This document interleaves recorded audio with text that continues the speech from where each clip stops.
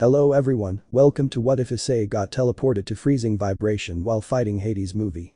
Before we start, please go support Draconarius23 for writing that awesome fanfic. This is the translated version I made. There will be some mistaken character's gender, but of course Issei is a male. A dirty trick by Hades causes Issei to fall into another world, a world where a crisis torments humanity and which he will witness.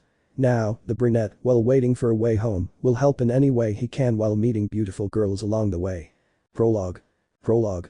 He doesn't know how the hell he ended up in another world. Well, he does know, it's just that he can't believe Hades could have been so despicable as to do something like that. What happened?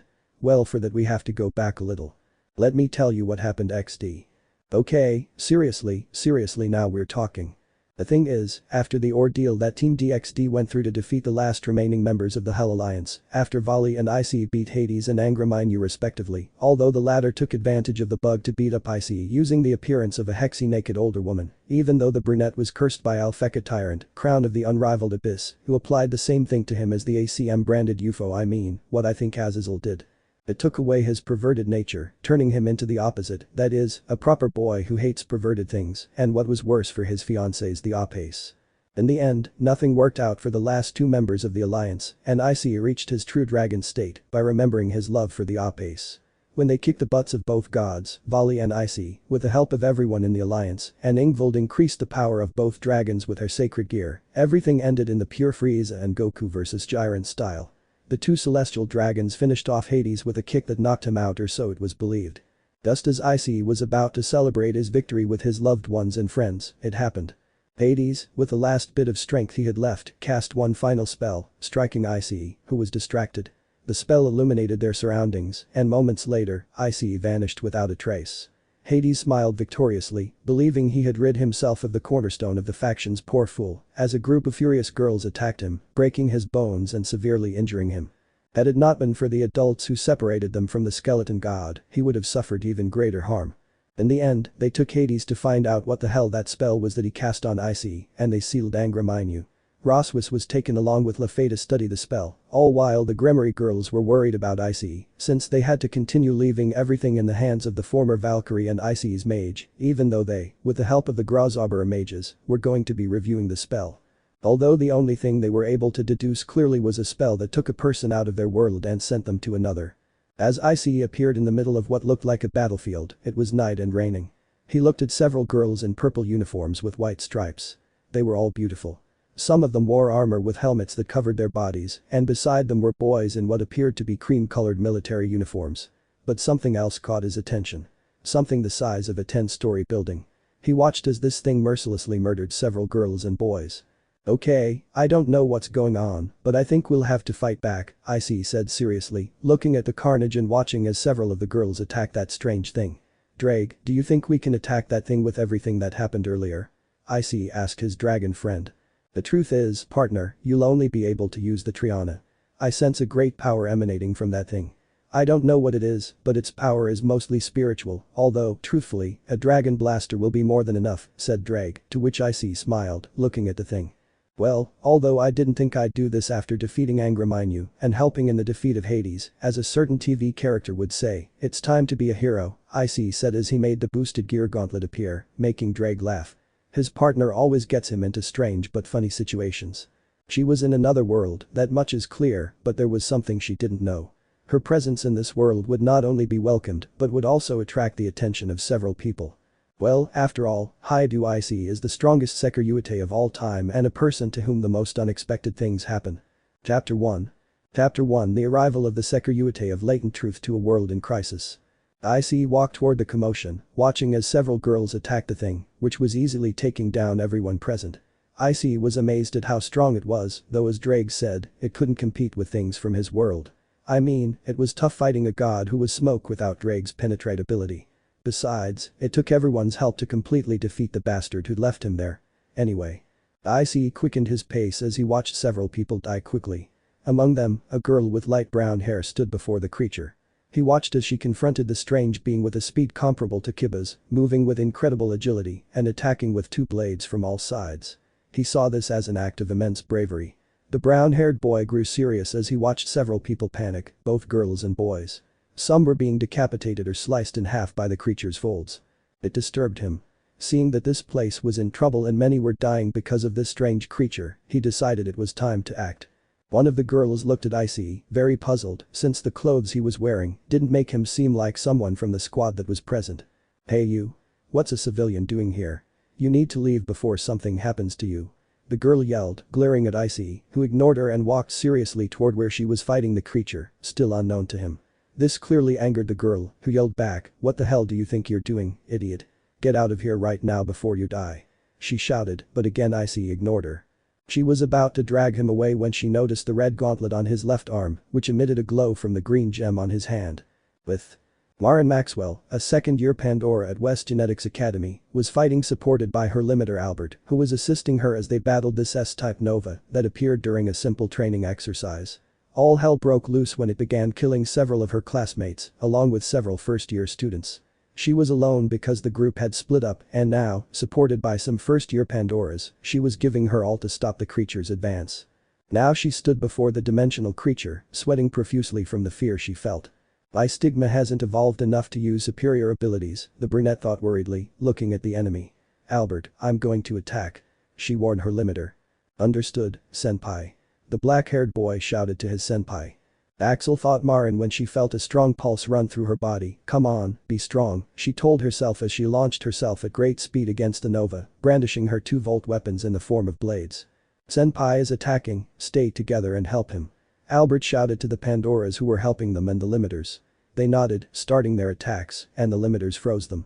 The Nova attacked Marin using its folds, but she dodged them at great speed to counterattack using her blades, impacting several parts of the Nova. "Marin senpai." Everyone shouted joyfully as they watched the second-year Pandora, ranked number 7 at West Genetics, fight against the Nova. The Novas always use freezing in their attacks, the limiters are necessary to prevent them from doing so, Marin thought, dodging and attacking the Nova. There's a race between Mark controlling the freezing and the reinforcements arriving, Marin thought, dodging the Nova's attacks. Marin attacked and dodged the Nova's attacks, feeling increasingly unwell. As a second-year Pandora, she used superior abilities that only third-years possess. While impressive, it was also worrying because her underdeveloped stigmas were slowly destroying her due to their side effects. "Senpai, 30 seconds until the next move." Albert shouted to his senpai, who nodded as the worst was about to happen before his eyes. One of the Nova's folds attacked his limiter directly and was about to kill him. "No, Albert," Marin shouted, watching as her limiter died against that Nova. But it wasn't like that. Whoosh. The shadow moving at high speed pulled Albert out of the path of the Nova's attack, which impacted the ground, creating a large cut that would have split the poor limiter boy diagonally. Of course, that surprised everyone, especially Marin, who noticed that what saved her limiter wasn't something, it was someone. But the surprise isn't in the speed or that it saved her limiter. The surprise is that the one who saved her limiter was a boy, a damn boy. "Phew, what a problem, you almost didn't make it," Buddy said, a brown-haired boy wearing clothes similar to an academy uniform, but crimson in color, the same as the Azazel Cup. Everyone was surprised by the arrival of the chestnut-haired boy, especially the Pandoras, who hadn't expected to see a boy using something similar to a Pandora's axle save Albert from certain death. None of them said anything, but Marin still dodged the Nova's attacks. Albert looked at his savior and had to ask something that was on everyone's mind at that moment. Who are you?" The dark-haired man asked the brown-haired man who stood looking at the Nova and replied. "My name is Issei and I've come to help you," Issei said, simply astonishing everyone. A moment ago with Issei. Issei watched a Nova, whose nature he didn't yet know, by the way, as he quickly advanced to where everyone was. His demon night vision allowed him to see everything clearly, making out what was happening in front of him. Issei was running fast, but one of the girls stopped him, seeing him running into danger from the Pandora's point of view, of course. "Where the hell are you going? This isn't a place for a civilian to be loitering around. You'd better leave," Pandora said seriously, but her fear of the Nova's appearance was evident. "What the hell is going on here and what is that thing?" Issei asked the Pandora, who looked at him as if he were an idiot. "Can't you see he's a Nova? You'd better leave, you could die," the girl said, warning Issei, who was looking at the now, to him, no Nova. "So it's called Nova, huh? Interesting name for that thing," Issei said, confusing the first-year Pandora with what he was saying. "Hey, go away now, we won't be responsible if you die because of that Nova," the girl said when Issei noticed how the black-haired boy who was helping the brunette was about to be attacked by the Nova. "I'm sorry, but I don't have time for that," Issei said, missing the girl. But what the hell is he saying? The girl gasped as the image of a crimson horse piece the size of Issei's body appeared behind him, only for him to vanish in a blur that left her utterly astonished. Was that Axel? She wondered, shocked by what she had seen. Issei, with his increased speed thanks to the significant improvement he'd made during the Azazel Cup matches, moved at a decent pace. Of course, considering he was still tired from the battle against the Hell Alliance, his speed was comparable to Kiba's when they fought Sekiryuutei. In a matter of seconds, he grabbed the black-haired boy's arm to pull him out of the Nova's path. Once he had him in place, he looked at the Nova seriously. It was enormous, something that impressed him. "Who are you?" the dark-haired man asked, and Issei looked at him for a moment before turning his gaze back to the Nova. "My name is Issei and I've come to help you," Issei said seriously. There were few occasions when he was serious and this was one of them. These kids were in danger and needed help. "Help?" asked one of the Pandoras near them. "Yes, I see that this thing called Nova is causing you more than a few problems, and that's not good, so I've come to help you," Issei said seriously. "But what are you?" "It's obvious you're not a normal person," said one of the Pandoras. Issei looked at her before turning his gaze back to the Nova that Marin was fighting. "Yes, let's just say I'm special, but let's put that aside. I need a few seconds to help your friend. I have to go all out and not underestimate this thing," Issei said, surprising everyone present. "Well, if you say so," said one of the Pandoras. Issei inhaled and exhaled, looking at the Nova the brunette was fighting. He noticed the girl showed signs of fatigue, and Drake warned Issei that the girl was experiencing an energy imbalance. Issei watched as she blocked one of the Nova's attacks that sent her flying towards them. Using his nightly speed, Issei caught her before she could be hurt further. Marin, for her part, looked at Issei impressed. She knew that men could be nothing more than limiters, since the Pandoras didn't despise them because they were more than necessary on the battlefield, but Issei proved to be someone not at all normal, and it's not that the Pandoras are normal, but as a boy he is someone different, besides being older than her apparently by a year. "Are you okay?" Issei asked, a hint of concern in his voice, as Drake had told him that the girl was losing too much power. "Yes, but who are you?" Marin asked with difficulty from using Axel for too long when her stigmas were not yet prepared for such an action. "For now, I can say I'm an ally, nothing more. You wait here, I'll take care of that thing," Issei said, leaving Marin, who was tired, next to her limiter Albert. "But what are you saying, he'll kill you?" Marin said to Issei, who smiled amusedly. "Many tried, some succeeded, and here I am still, giving my all to save them," Issei said, remembering his 2 deaths and when Fenrir almost killed him. He has faced many enemies, withstood attacks from god-level foes, all thanks to Drake, because without him he was nothing. Thanks to him and the previous wielders of the boosted gear, he is still alive. He will not die easily, for he still has much to live for. Marin and all the Pandoras along with their limiters listened to that, puzzled. Did many try it? What was that boy talking about? But what followed astonished them beyond measure. An unfamiliar gauntlet was on Issei's left arm. They hadn't noticed it properly because they were looking at the Nova who was looking at Issei. "Well Drake, it's time," Issei said to nothing from the Pandora's perspective, but what followed would astonish them even more. "Of course, partner, it's time to destroy that thing," said Drake, astonishing the girls with a voice that came out of the gem. "The gem in that gauntlet I'm talking," one of the limiters pointed out, shocked. "Please keep that thing occupied for a moment, I need a few seconds to finish it off," Issei pleaded.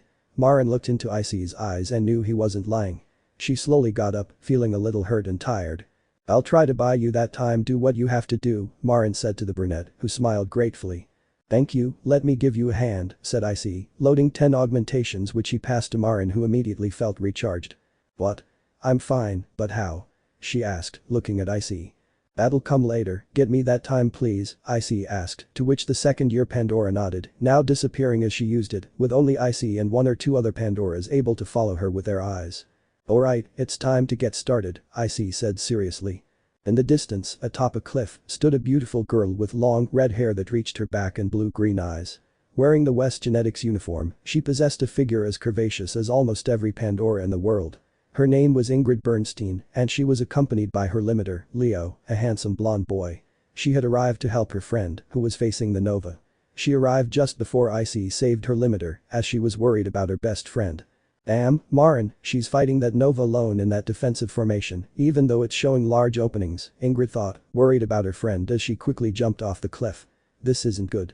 If the formation isn't completed, she'll be in danger." The Redeed said as she slid down the slope at high speed. "Come on, Leo, let's help Marin," Ingrid shouted to her limiter, who jumped down just like her senpai. Ingrid arrived at the scene and saw Issei saving Albert and carrying his friend in his arms. She realized he was talking to the Pandoras, and then Marin launched herself at the Nova again after regaining her strength thanks to that red gauntlet on Issei's left arm. Then she watched as the brunette approached the Nova without any fear. Iridid approached one of the nearby Pandoras while keeping an eye on the battle against the Nova that remained fixed on the chestnut Pandora that Axel was using. "Hey, what's going on here and who is he?" Ingrid asked one of the first-year students who looked at her with astonishment on her face. Ingrid senpai, well, Marin senpai was facing the S-type Nova, but when they were about to kill his limiter, that boy named Issei appeared in a blur of speed, saving him. "That boy is not normal and he said he would help us," said one of the girls, astonishing Ingrid. "Help? But how?" Ingrid asked, looking at Issei, who began what would be something impressive for everyone in this world. "I don't know, but I think that boy can do something. He has abilities similar to the Pandoras," said the first-year Pandora, watching the battle. They were focused on Issei, who began to murmur something they didn't hear when a few seconds later a blinding crimson light covered the battlefield, making the place tremble. When after a few seconds the light stopped, they were surprised by what they saw. "No. It can't be," Ingrid said, not believing what she was seeing. "But Issei recently." Issei watched Marin fight against the creature, the brunette, now that she felt her strength had returned and could fight well. "Well, it's time to begin," Issei said to himself as the gem on the boosted gear began to glow. "I will rise as the Sekiryuutei, who maintains the true essence of the king," Issei began to recite, clinging to absolute hope and indestructible dreams, "as I walk the path of justice." The chestnut-haired man continued as the aura around his body began to change to crimson. "I will become the Crimson Dragon Emperor," the aura completely enveloped him. "And I will guide you to the paradise that shines with the true crimson color." The dragon aura emitted a strong crimson-red color that flooded the place, making the Nova Marin stop, who covered his eyes as the ground began to tremble, like when he used the balance breaker for the first time. When the light disappeared, a crimson armor with wings covered Issei.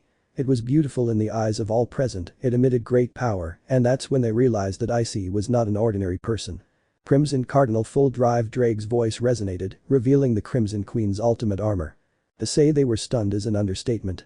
Seeing a boy in bright crimson armor was beautiful, majestic, and he looked powerful. Everyone in the DxD world would look the same in the eyes of the girls. What is that?" Ingrid asked, seeing Issei in his CXC form. "An armor, it's like Pandora mode," said another nearby Pandora. Issei, for his part, looked at Marin, who was tired after using the axle. She may have recovered energy, but it was only for a brief moment.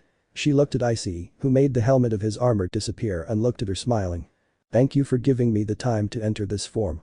Now go to your companions, I'll take care of that Nova," Issei said, to which Marin nodded and slowly walked to where the other Pandoras were, but not before asking Issei. "Who are you?" the brunette asked, to which Issei, smiling, replied with great pride in his words. "I am Issei, the Red Dragon Emperor of Domination, the greatest Sekiryuutei in all of history, and why not, the future king of the harem," Issei said simply, but with a smile on his face, although this last part threw the girl off. "Future king of the harem?" said Marin, very surprised, but Issei said nothing. Issei stood in front of the Nova, who looked at him. Issei quickly used Star Sonic Booster mode to appear in front of the Nova in the blink of an eye, but with thicker armor. He quickly switched to Solid Impact Booster, delivering a powerful punch that caused an impact wave that sent the Nova back several meters, fracturing several parts of his body, the most visible being the exposed core. The girls were more than astonished, watching Issei overcome a Tempest turn because they didn't see him appear in front of the Nova, left them more than speechless, also seeing how he sent the Nova flying several meters away from where they were with a single blow. It was clear that Issei in that armor was powerful. Remember that his power increased in Volume 4 of Shin DxD after the defeat of Hades and Angra Mainyu. Marin and Ingrid, along with their respective limiters, were more than surprised by what happened. They hadn't expected a boy like Issei, who seemed perfectly normal aside from his somewhat muscular physique, to be so strong. It turned out he was powerful enough to repel an S-class Nova, a feat that only a group of Pandoras could easily defeat. That truly shocked them. Well, Volley could compress it, and Sekiryuutei could destroy it with a single punch. Besides, Cao, being human, could take down several of them, I think. "Hey!" Issei called to the girls as the Nova got up from where it had fallen 10 meters away. "Is there a city or people several meters behind the Nova?" Issei asked the girls. "Yes," replied Marin, remembering that they had a delimited area, given that it was a wooded area of 5 square kilometers. "Well, whatever," said Issei, standing on the ground as he switched to Fang Blast Booster, causing 2 cannons to appear on his shoulders, along with a kind of backpack on his back. The 2 cannons looked dangerous to the Pandoras. Boost, boost, boost, boost, boost, boost, boost, boost, boost, boost, boost, boost, boost, boost, boost. The boost sounded as they charged at high speed. Ooh.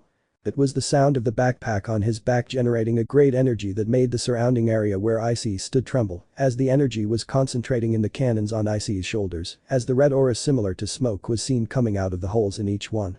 The Pandoras and limiters just stared, utterly impressed. The power emanating from Issei seemed incredibly dangerous. They could swear he could destroy the entire mountain.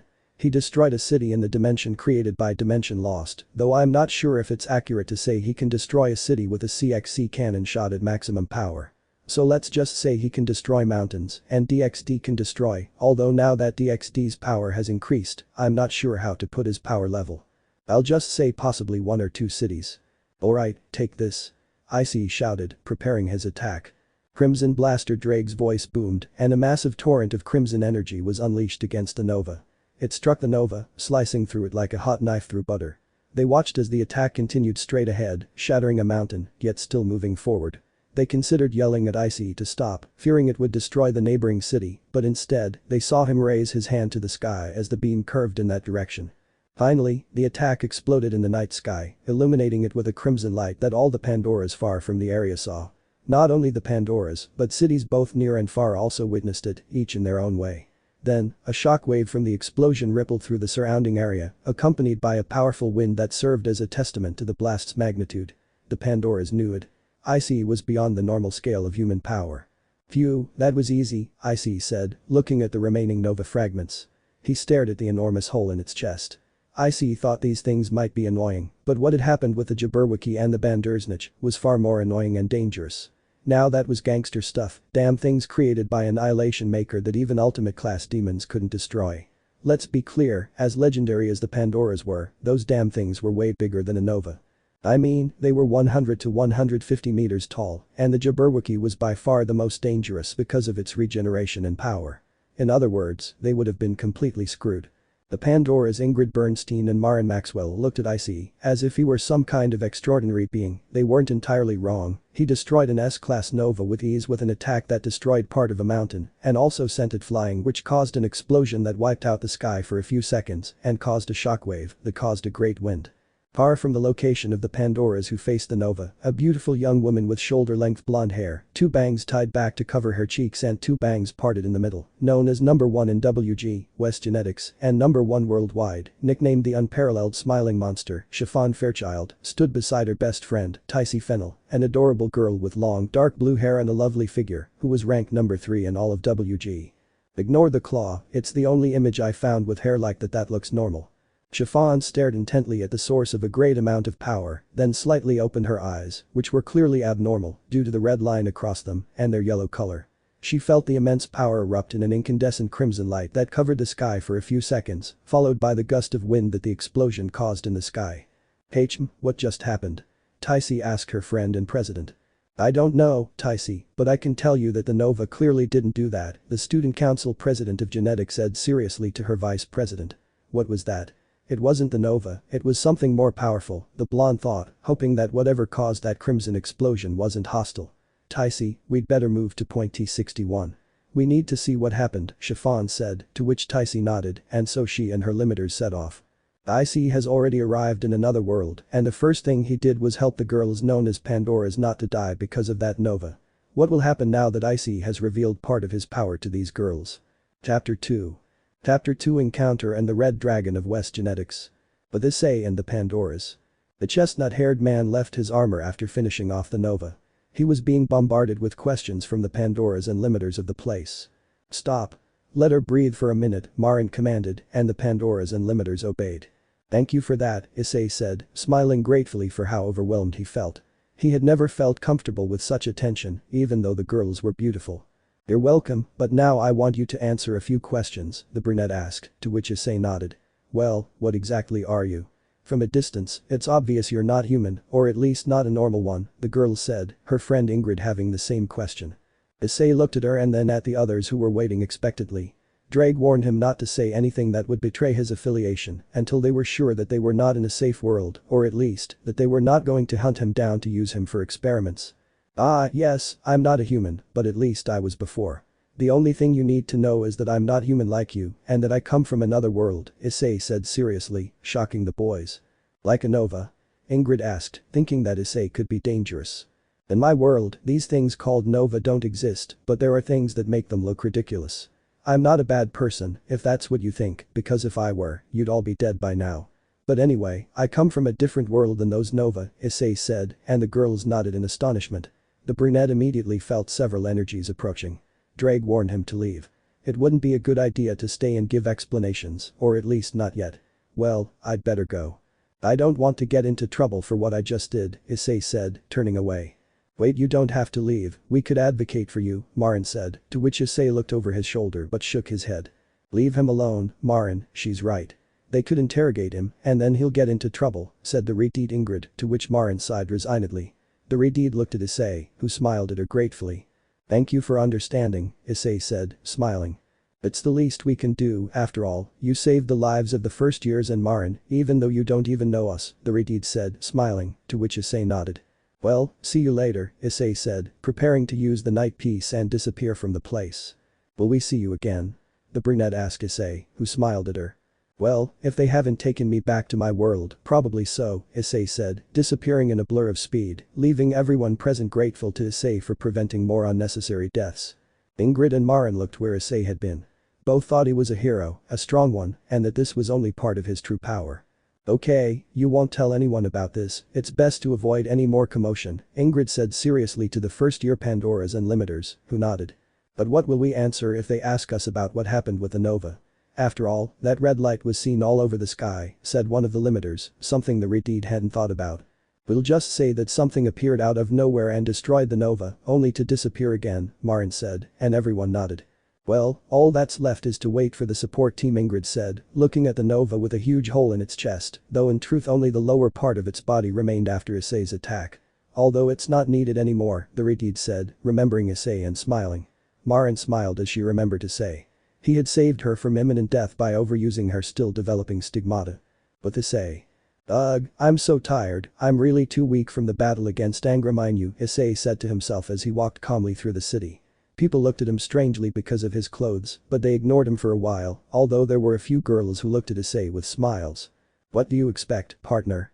He was a god, the representative of the evils of the world, someone very powerful, second only to Hades, Drake said to his friend, who let out a sigh. You're right, but it's strange that I don't feel as tired as I expected, Issei thought. Well, it's an effect of achieving true dragon deification. Your power and stamina increase, although energy consumption also increases, so extensive training will be necessary to avoid excessive energy depletion, Drake said, to which Issei nodded, mentally, before continuing on his way. Now where will I rest? I don't have anything of value with me, thought the chestnut-haired man, since he didn't have a penny with him. After all, he went to fight a god in England, he wasn't going for a stroll. Damn Hades and his magic that took him out of his world. He wandered around the city so much that he decided to do something he didn't want to do: steal. Well, steal from thieves, because as the saying goes, a thief who steals from a thief is forgiven for 100 years. How low the Sekiryuutei has fallen, to a thief of thieves, shitty life, the chestnut-haired man thought depressedly. Don't worry, buddy, I once had a user who was a thief, I think it was Robin Hood, said Drake, to which Issei opened his eyes in surprise at what his friend told him. 3 months later, Tokyo. 3 months have passed since the incident with the nova, and he made a great income by turning in several criminals with rewards. He also took care of the idiots who came to get revenge for his friends, and he sent them to jail with his friends. News of the stranger who easily destroyed a nova type S spread like wildfire, as people wanted to find him for several reasons. Issei spent those 3 months learning about what was happening in this world, and it truly worried him. Learning that they were being attacked by beings from other dimensions was something he hadn't expected, especially considering that they had managed to survive those nova attacks against all odds, thanks to the help of the highest authority on novas, a doctor named Jingo Aoi, renowned for creating the Pandoras to defend the world from those nova attacks. He also learned that there is an organization in charge of nova attacks, like a military branch, called Chevalier, the organization founded in 2018 located in the Grand Canyon in the United States. Issei decided to live peacefully during those 3 months, while waiting for his friends to return him to his world, although the truth was he felt the need to prevent further sacrifices by the Pandoras who enlist in the various schools around the world to defend the earth, something he admires, because despite everything they defend people from those things. What to do now? Issei asked, stretching his arms as he closed his laptop. His temporary room was quite ordinary. A small closet, a bed, a kitchen, a bathroom, a small living and dining area, the bare necessities for a person. Why don't you go outside and get some sun? You've been cooped up in this apartment for 4 days, now, said Drake, saying something that was true, since Issei hardly ever leaves his apartment except to buy food for the week or to buy the occasional game.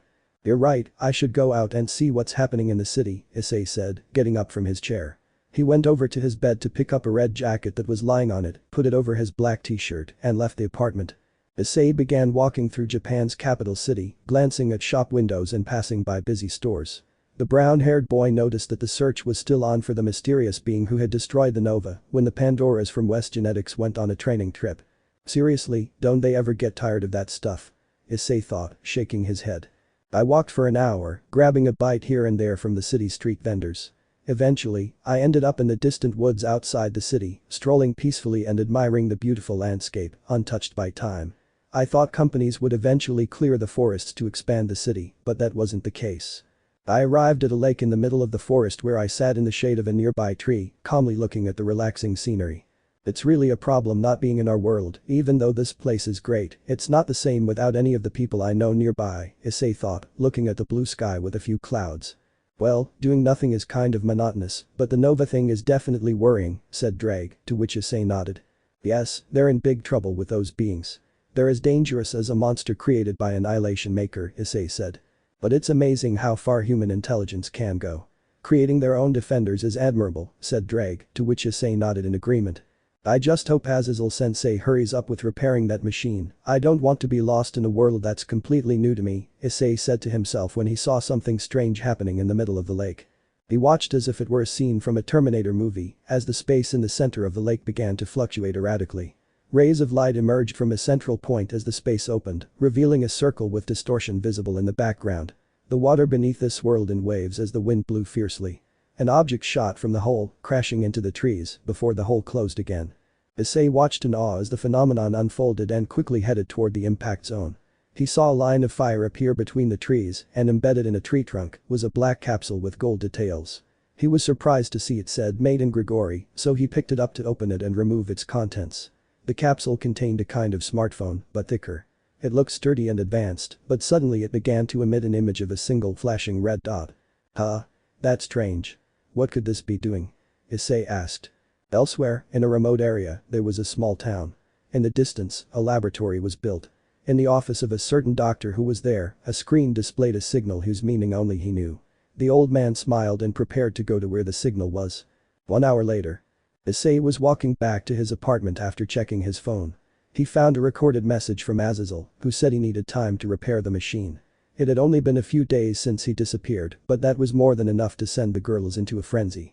Hiroka and Kaneko threatened to hit him in the groin and burn his most prized possessions, while Luceno, in a sadistic mood, threatened to electrocute him until he passed out, only to have Asia heal him and then electrocute him again.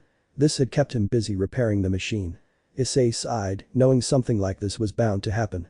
It was inevitable that the girls would worry about him, but it made him happy because it showed how much they loved him.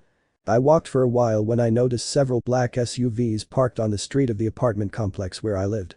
I walked cautiously to the elevator, went up to my floor, and when I entered my room, I was surprised to find someone there.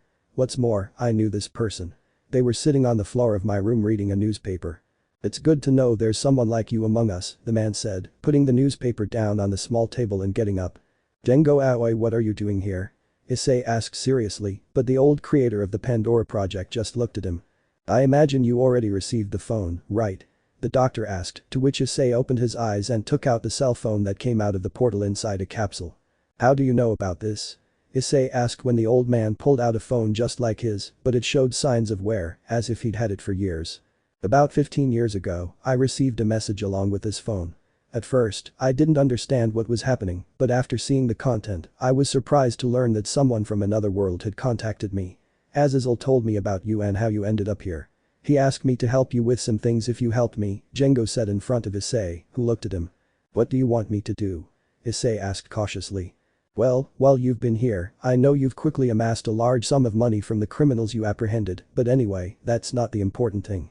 The point is, I need you to enroll in an academy founded here in Japan, one of the many academies that focus on training Pandoras and limiters. It's also the one I founded myself with the help of the Chevalier group. I want you to attend West Genetics. And another thing, I need some of your blood for a project Azazel told me about, Django said to the brunette, who was surprised by this. What exactly do you want to do with my blood? Issei asked the doctor. You'd better follow me, we'll talk about it later, said Django. But what about my things? Issei asked. They'll take care of that while we're going to my lab, Django said. Well, said Issei, following the doctor. They both got into one of the black vans that started to take them out of there. 6 months later. The black car approached the West Genetics facility. Issei was driving, looking the same as always, though with a calm expression. A month ago, he received good news from Azazel. He was close to finishing the machine and could return. However, many things Issei had been thinking about had been clarified, and now he has a mission. To help those he can while awaiting the next Nova impact. After passing through the security checkpoints and showing the ID Django had given him, the chestnut-haired man arrived at West Genetics. He parked his vehicle in the nearest lot and got out, dressed as he had been the first time he was seen in this world. He gazed at the bright sun and the beautiful blue sky. Today might be an interesting day. Ice-kun, welcome to West Genetics. Called a female voice that Issei clearly recognized, as he had been living with her for the past 5 months. Well, I'm here now, the brunette said, smiling at the beautiful woman with long black hair and brown eyes, who was looking at him with a lovely smile. Kazuha, the brunette said to the most famous and powerful Pandora that exists, Kazuha Aoi, the heroine of the 8th Nova Impact. The Red Dragon arrived at West Genetics, now things would start to get very interesting at the most famous academy in Japan and the world. Chapter 3. Chapter 3 A small confrontation and welcome to West Genetics. Issei was being dragged along, quite literally, by the beautiful Kazuha Aoi, who beamed with happiness as she showed him the most important places on the genetics campus. Issei simply let her be. She was an incredibly cheerful girl, a stark contrast to her parents and younger brother, a bringer of joy with her smile and vibrant expressiveness, though she could also be quite intimidating when she got angry. They passed by one of the buildings where they felt strong energies fighting with each other. Kazuha, what's wrong? Issei asked the woman, who stopped because of Issei's question. Are you talking about that noise? She asked, to which Issei nodded. Well, it's because genetics is holding the second-year carnival today, to see who is the strongest, Kazuha replied to the brunette, who nodded. Suddenly, a strong tremor shook the building, and one of the walls collapsed a few meters away. 3 girls were thrown from the wreckage, and then a beautiful blonde in a long red dress and brown boots emerged. She dodged a chain while wielding a large sword. Issei looked at the blonde and saw that from a different direction, 3 more people were approaching. A boy with black hair somewhat similar to Kazuha's, a beautiful blonde girl with closed eyes and a lovely smile that tightened when she saw the blonde in the red dress, and finally, a cute and adorable girl with long black hair accompanying the 2 mentioned earlier. Does Aya? Kazuha asked upon seeing the boy. Nissan, Ice. The black-haired man asked upon seeing his sister and the brown-haired man together. Oh, Kazuha-sensei, who is he? The blonde asked, looking at Issei with interest. Oh, well, he couldn't finish because he saw Issei running to prevent some debris from harming his wedge, Kazuya, who was distracted by the blonde in the red dress. The 2 girls, along with the blonde, watched in surprise as Issei moved faster than usual and, with a single swipe, reduced to pieces the rubble that was about to hit Kazuya. Issei saw this, and Drake scolded him for being impulsive, even though Issei knew he was right. But he dismissed it when he saw the blonde staring at him, completely unaware that a girl with pigtails and pink hair was ambushing her with floating chains. Haha, today will be the day I make you taste the humiliation of losing, the girl shouted as she approached the blue-eyed blonde, who noticed her attack too late. Untouchable queen, Satellaizer the Brigid. After that, she threw her chains at the blonde who couldn't react and resignedly awaited the blow. After a few seconds of feeling nothing, well, she did feel something, a warm feeling, she opened her eyes and met Issei's gaze, as the brunette quickly pulled her out of the path of that attack and carried her bridal style. Are you alright? Issei asked, but the blonde didn't respond because she was in shock at not feeling that unpleasant sensation when touched by others, something very strange. Hey, Issei called, receiving no answer. Everyone present, or at least almost everyone, since Kazuha smiled while shaking her head and Kazuya still wasn't used to seeing Issei in his display of power, watched what happened in shock, seeing how in a blur of speed Issei disappeared and appeared with Satellaizer in his arms in a bridal fashion left them with their mouths open. Well, since you're not answering, I'll just leave you alone, Issei said, gently pushing the astonished blonde aside. She hadn't expected to feel such warmth in his arms. The brunette looked seriously at the pink-haired girl, who was still stunned by what she'd seen. Hey, it's cowardly to attack from behind. At least you could have done it when she wasn't distracted, Issei said seriously, to which the pink-haired girl reacted in a rather unpleasant way. And what's it to you, stupid? You shouldn't interfere in matters that don't concern you, she said with a bitchy attitude that Issei disliked. Yeah, it shouldn't matter to me, but what you're doing isn't fair. Although, seeing as you're not going to listen to me, it's a waste of time talking to a stupid girl like you, the brunette declared, annoying the girl and surprising everyone except Kazuha. You miserable wretch, don't think that just because you got that stupid Satelliter L-Bridget out of my attack range, you're only a man, you can't do much.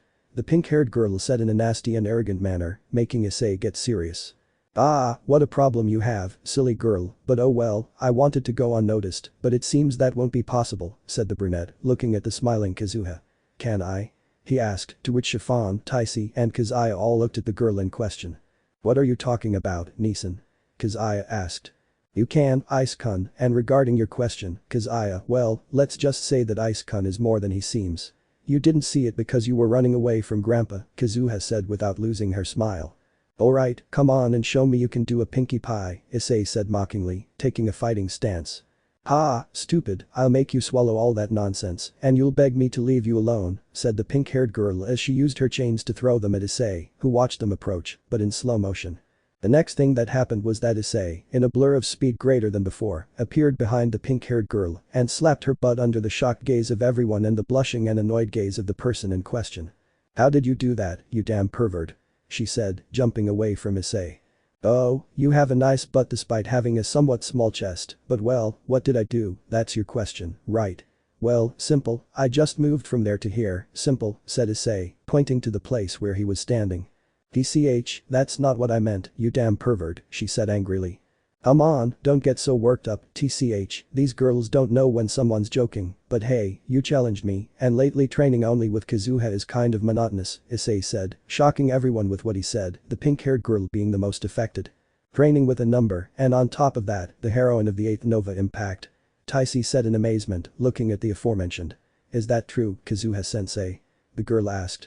Yes, it's more impressive than it looks at first glance, and he could also be a good limiter, Kazuha declared, leaving everyone and her little brother even more amazed. But Chiffon looked seriously at Issei, remembering what happened a year ago. Well, let's get back to it, said the brunette, disappearing again, but this time in a burst of speed that astonished everyone. Not only was he not like an Axel or a Tempest, but he simply vanished in a flash. When the pink-haired girl realized what had happened, she felt someone behind her and looked to find something that frightened her. It was Issei, but not as he usually appeared. The sun shone on his back, casting his front in shadow, and his eyes glowed with a green light that seemed like fire. His left fist, drawn back in a punch, was enveloped by a kind of blue aura. Startled, she reacted quickly, moving several meters away from Issei. The brown-haired boy, meanwhile, unleashed the punch, which caused a small gust of wind that spread a few meters, leaving everyone present, especially those who had witnessed the whole thing from the beginning, more than impressed. Wow, you do have good reflexes. This punch is as strong as the most normal punch from someone I know. At most, you'd be knocked out in one hit, but well, it seems she has good reflexes, Issei complimented, remembering the most common punches Heir gave him when they fought for the first time. The pink-haired girl didn't know what to say. Men were supposed to be limited, not that she looked down on them, since she loved her limiter, it was just that seeing a man with Issei's physical capabilities took her by surprise and made her nervous. She was a second year, damn it, she still had a year to go before she could use high-end skills, and the brown-haired boy in front of her was as fast as an Axel, or even faster. She didn't know what to do. Look, if you apologize, we can end this spectacle we're putting on. I promised Dr. Jengo I wouldn't draw attention to myself, but because your shitty attitude bothers me, I haven't done anything but the opposite of what he told me. So, what do you say? An apology and that's it, Issei said. The pink-haired girl wanted to do that, but her ego wouldn't let her. You know, when someone is higher than they think they are, it goes to their head, and ego is the worst thing you can get in those circumstances. Never. I won't apologize to anyone. Not to you, not to her, no one. The annoying pink-haired girl shouted, and Issei remembered when Razor was a son of a bitch. What this girl needs is a lesson so that in the future that attitude doesn't come back to haunt her on a battlefield. Well, you leave me no choice, said Issei, who had unknowingly carried 20 power-ups during the battle. 8 red lights shone from beneath his clothes on his back, and then one power-up appeared and flush, he disappeared from everyone's sight except Chiffon and Kazuha's. A thump was the sound of the pink-haired girl doubling over from a severe punch to her stomach, along with a dry thud to the ground as she fell unconscious from that blow. The result, everyone, yes, everyone was too surprised to speak. There, standing, still with his fist in the position of the punch, Issei looked serious. The truth is, the beatings that Kazuha gave him when she went into training mode had very good results.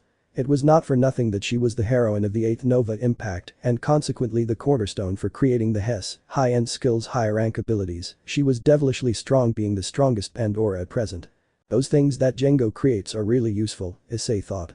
They are created with your DNA and part of Nova tissue. It is something that now belongs to your body and helps amplify your power. Apparently they fused so well that Office's power circulates more openly throughout your body and those things on your back, Drake commented. Bali will be happy when I tell him he can increase his power with these stigmas, although I know he'll say he doesn't need nonsense like this to increase his power, the chestnut-haired man thought, a drop forming on his forehead. If they were to create H stigmas, then I would accept them. After all, that great-grandson of Lucifer will want to be stronger, said Drake, to which Issei had to admit that he was right. Ice-kun, it's best if we leave before never mind, Kazuha said as she saw two beautiful women who appeared in an instant and were looking at the dark-haired girl with a frown.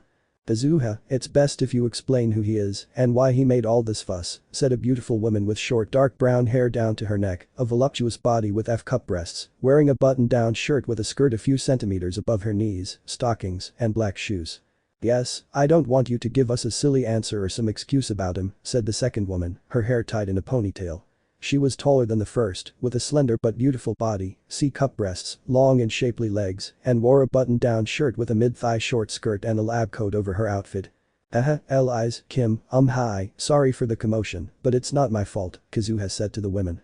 Kazuha, are these your two best friends? Wow, they're beautiful, Issei said, looking at the women, giving a quick glance at the brunette's chest before looking at Kazuha. Ice-kun, this isn't the time for that, can't you see we're in trouble? Kazuha said, crying as if her eyes were rivers.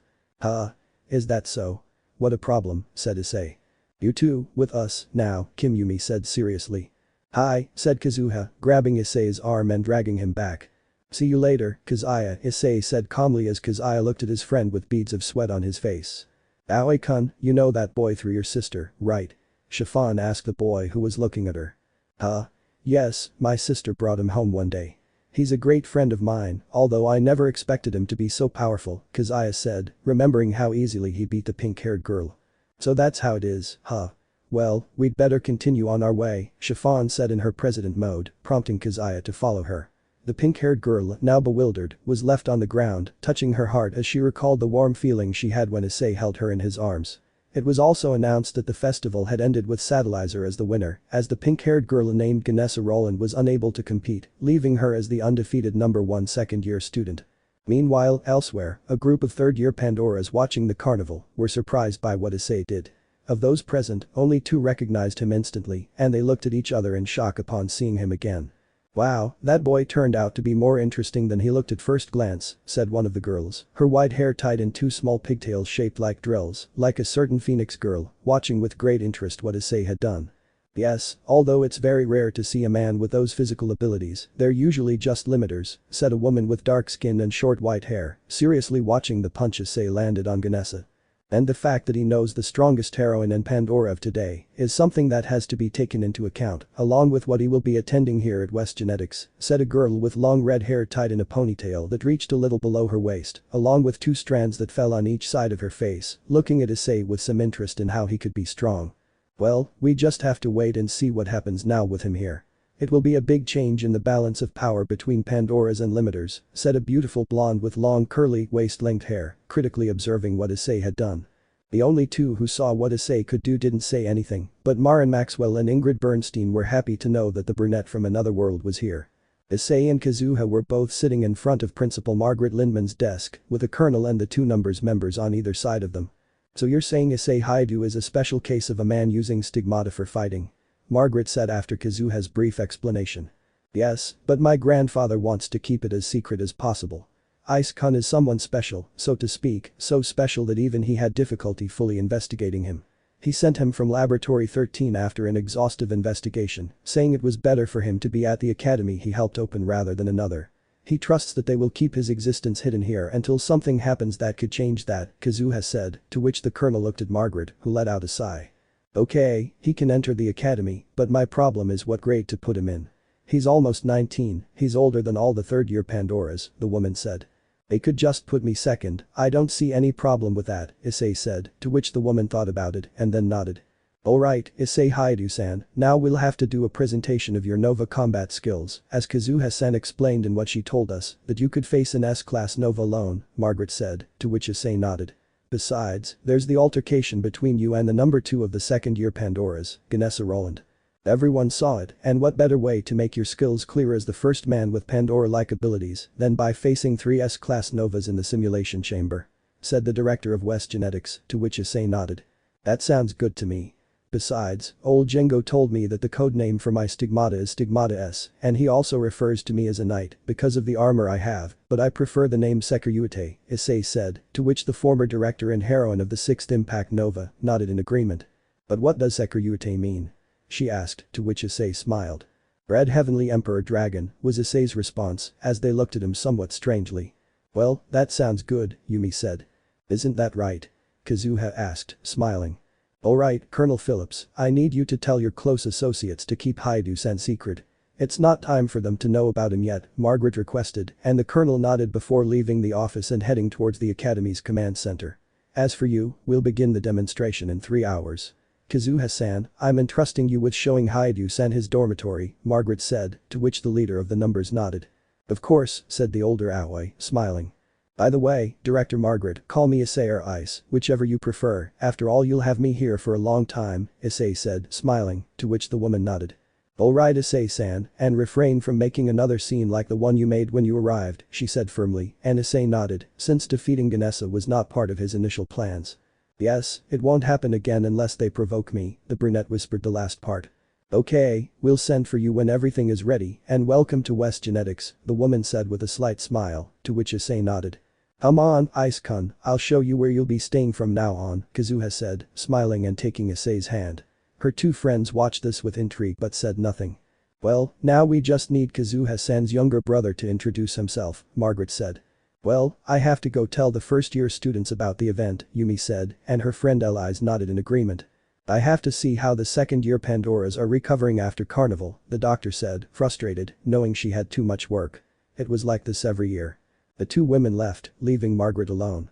She put on a serious face and looked at some documents she had taken out before the 2 women left the room. The dragon reincarnated as a demon from another world where Novas wouldn't be a problem. I don't know what you're planning, Django, but I hope it's not something crazy. It's enough that we have Maria Lancelot in the nucleotide Lebensrunnen. I just hope it doesn't cause any long-term problems because of having the one who eliminated that S-type Nova a year ago, the woman thought, letting out a long sigh.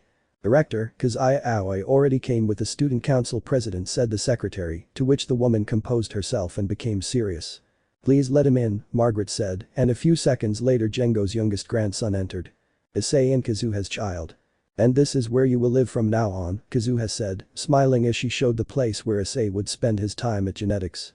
Wow, it's too spacious for me, said Issei, unaccustomed to it, even though his room, which he shares with the girls, is bigger. Well, it's Grandpa's fault. I told him you wouldn't like it, but he didn't listen. What he told me was this.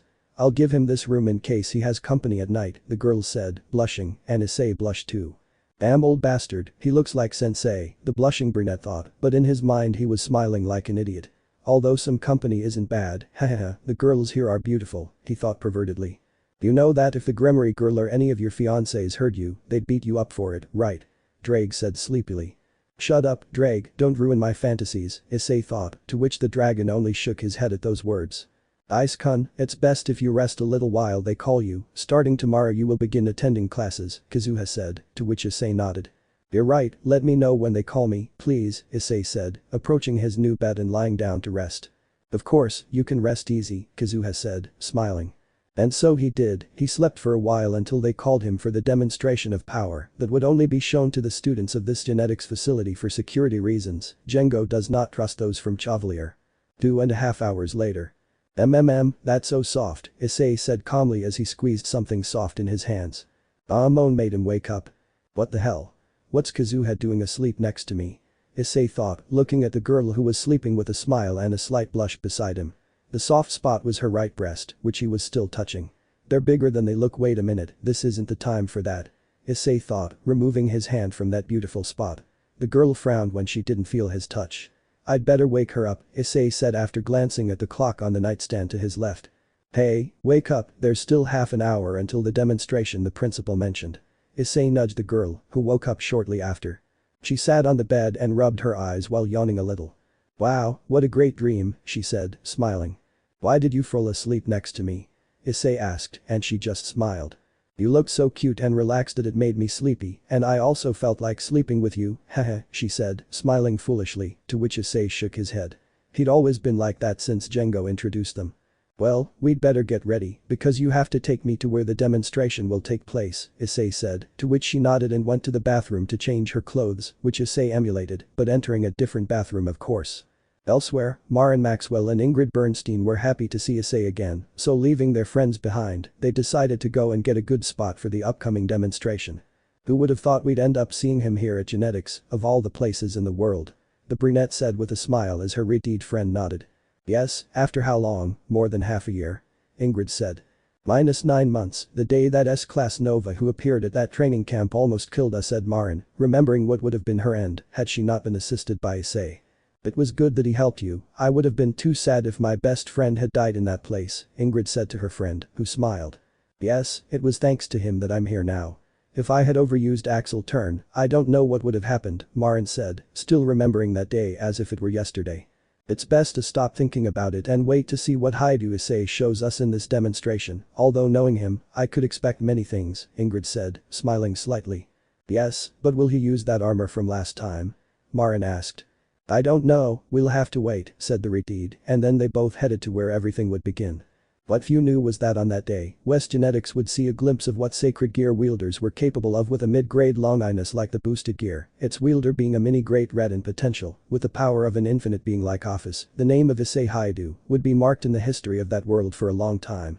Let me know in the comments below if you guys want the next part. Also check out my other video that has been shown and left. Thank you for watching. If you enjoyed this video please like and share this video. And have a fantastic day. Bye.